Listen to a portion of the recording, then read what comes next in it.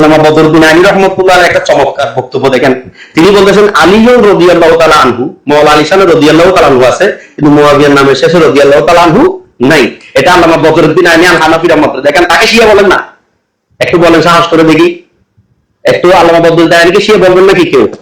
যারা লাইভে দেখতেছেন আমি আপনাদেরকে আহ্বান করছি যে তাদেরকে একটু শিয়া বলে দেখেন। তিনি ভবিষ্যৎবাণী করে দিয়েছেন আম্মার যে দলে থাকবে সেই দলটা হলো যে জান্নাতি দল, আম্মারের বিপরীত যেই দল, মাওলানা আলীর বিপরীতে যে দল, সেই দলটা হলো জাহান্নামী দল। এর মানে মুয়াবিয়া তার সৈন্য দল যেটা, সেটা। এটাও বুখারী শরীফের হাদিস দ্বারা প্রমাণিত। যাই হোক, এখন আসেন যে মাহিয়াল মুরাদু বিল ফিয়াতিল বাগিয়া, এখানে যেই বিদ্রোহী দলের কথা বলা হচ্ছে, এই বিদ্রোহী দল বলতে কি বোঝানো হচ্ছে সেটা মিরকাতের মধ্যে, এই যে মিরকাত দেখেন, এই মিরকাত শরীফটা এই জন্য দেখাচ্ছি কারণ আব্দুল্লাহ আলী কালী রহমতুল্লাহ আলাই এই কিতাবটা লিখেছেন। এটাও প্রত্যেক মাদ্রাসায় হয়তো থাকতে পারে। হানাফি মাযহাবের অন্যতম আলেম মোল্লা আলী কালী রহমতুল্লাহ আলাই মিরকাত শরীফের একটা ব্যাখ্যা গ্রন্থ হিসেবে মিরকাত শরীফটা প্রসিদ্ধ। আর একটা মিরাতও আছে, লুমাআতও আছে। এই লুমাআত এটা হলো আব্দুল হক মুহাদ্দিস দেহলভী রাহমাতুল্লাহ লুমাআত, ওখান থেকে অনেক রেফারেন্স আছে। এই লুমাআতের মধ্যেও আছে যে মাদারিজুন নবুওয়াতের লেখক আব্দুল হক মুহাদ্দিস দেহলভী রাহমাতুল্লাহ আলাইহি মিরকাত শরীফের একটা ব্যাখ্যা গ্রন্থ লিখেছেন, ওটার নাম হলো লুমাআত। তাহলে এই যে এটা হলো মোল্লা আলী কারী রাহমাতুল্লাহ আলাইহি তিনি এই মিরকাতটা লিখেছেন। এই মিরকাতের মধ্যে একেবারে সুস্পষ্ট ভাবে বলতেছেন এখানে যে বাগী, এখানে যে ফিয়াতুল বাগী বলা হচ্ছে, কাদেরকে বলা হচ্ছে? আই আল জামাতুল খারিজাতু আলা ইমামিল ওয়াক্তি ওয়া খলিফাতিজ জামান। দেখেন সুস্পষ্টভাবে বলে দিয়েছেন তিনি যে এখানে বিদ্রোহী গ্রুপ তাদেরকে বলা হয়, সেই জামাতকে বলা হয়, সেই দলকে বলা হয় যেই দল সময়ের ইমাম, সময়ের খলিফা, হক ইমাম তথা মাওলাই আলা মাওলা আলী আলাইহিস সালামের বিরুদ্ধে চারণ করেছে, বিরুদ্ধে দাঁড়িয়েছে। মূলত তাদেরকেই বলা হয় ফিয়াতুল বাগিয়া, মানে বিদ্রোহী দল। দেখেন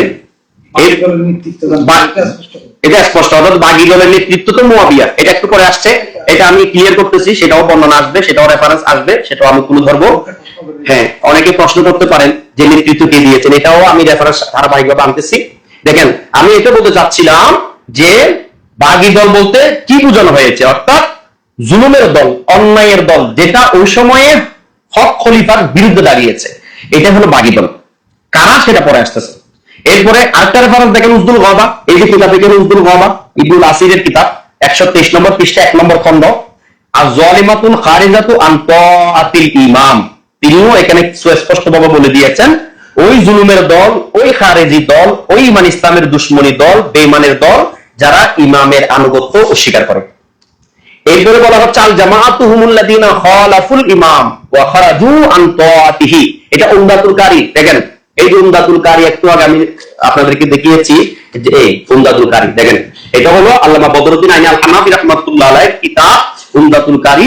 সেখানে তিনি স্পষ্ট করেছেন ওই জামাতকে বলা হয় ফিয়াতুল বাগিয়া, যে জামাত ইমামের বিরুদ্ধে চারণ করে এবং ইমামতের বিপরীতে যায়, আনুগত্য অস্বীকার করে, এটাকে বলা হয় বাগী জামাত, বাগী দল।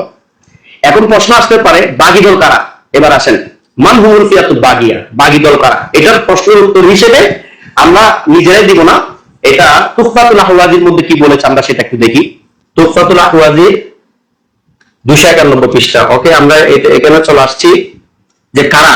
দেখেন তিনি এখানে সুস্পষ্টভাবে বলে দিয়েছেন আল মুরাদু বিল ফিয়াতি, আল মুরাদু বিল ফিয়াতি, এখানে কোন দলকে উদ্দেশ্য করেছেন, প্রিয় নবী কোন দলকে লক্ষ্য করে এই ভবিষ্যৎবাণী করেছেন? যেহেতু সিফিনের যুদ্ধের ঘটনাটা আম্মার রাদিয়াল্লাহু তাআলা আনহু মাওলা আলীর পক্ষে এসে আম্মার রাদিয়াল্লাহু তাআলা হত্যাকারী মুয়াবিয়া তার দল, এই জন্য ইমামগণ খুব সহজে সেটা তুলে ধরেছেন। তার মধ্যে সালাফিদের একজন ব্যক্তি মোল্লা, তিনিও সুস্পষ্টভাবে তিনি বলতেছেন যে আসহাবু মুয়াবিয়া, বলতেছেন বিল ফিয়াতিল বাগিয়া বলতে আসহাবু মুয়াবিয়া, মুয়াবিয়ার দলকে বোঝানো হয়েছে।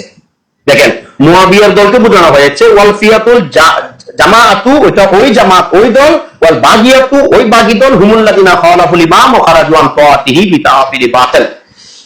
এই দেখেন এটা হচ্ছে তুহফাতুল আহওয়াজির মুবারকপুরি, তিনি সুস্পষ্টভাবে কোনটা বলেছেন, মানহুম আল ফিয়াতুল বাগিয়া। এখন প্রশ্ন আসতে পারে এই রেফারেন্স আর কোথাও আছে কিনা, সেটা আপনাদেরকে বলে দিচ্ছি। বুখারী শরীফ একটু আগে বলেছি, অন্যতম একটা ব্যাখ্যা গ্রন্থ ফাতহুল বারী ইবনে হাজার আসকালানী, সেই কিতাবটার মধ্যে আপনারা দেখে নেবেন। তবে আমি এখন যেটা বর্ণনা করব, যেটা আমি বুঝাবো যে অন্য একটা কিতাব, সেটা হলো আল ফিয়াতুল বাগিয়া কাদেরকে বোঝানো হয়েছে?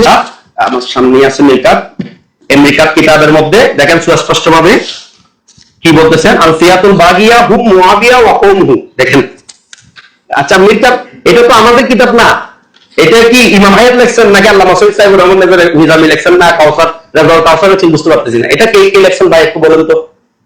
এটা তো মিরকাতুল মাফাতি শরহে মিশকাতুল মাসাবি।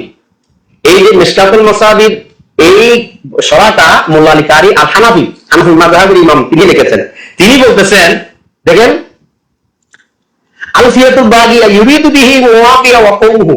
এখানে মূলত মুআবিয়া এবং তার দলকে ফিয়াতুল বাগিয়া বলা হচ্ছে। এখানে অপব্যাখ্যা করার কোনো সুযোগ, ভিন্নভাবে নিয়ে যাওয়ার কোনো সুযোগ, ভিন্ন ব্যাখ্যা দেওয়ার কোনো সুযোগ নাই, স্পষ্ট। ফাইন্নাহু কুতিলা ইয়াউমা সিফফিন। কেন বলতেছেন? কেননা এটা মুআবিয়া এবং তার দলকে কেন বোঝানো হচ্ছে?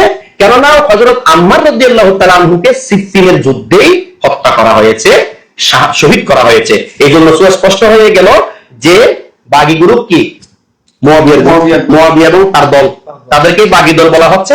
সেটাও আমরা আপনাদের সম্মুখে আমি রেফারেন্স দিয়ে দিলাম। এখন অনেকের প্রশ্ন থাকতে পারে